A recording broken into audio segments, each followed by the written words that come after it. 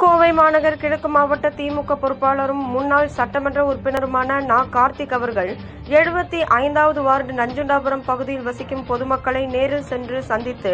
அவர்களின் கோரிக்கையான அப்பகுதியில் உள்ள பிரதான ராஜவாய்க்கால் கடந்த ஆட்சியில் தூர்வாரப்படாமல் புதர்கள் மண்டி மண் மற்றும் குப்பைகள் நிறைந்து உள்ளதை தூர்வாரி சுத்தம் செய்து தர கேட்டதை அடுத்து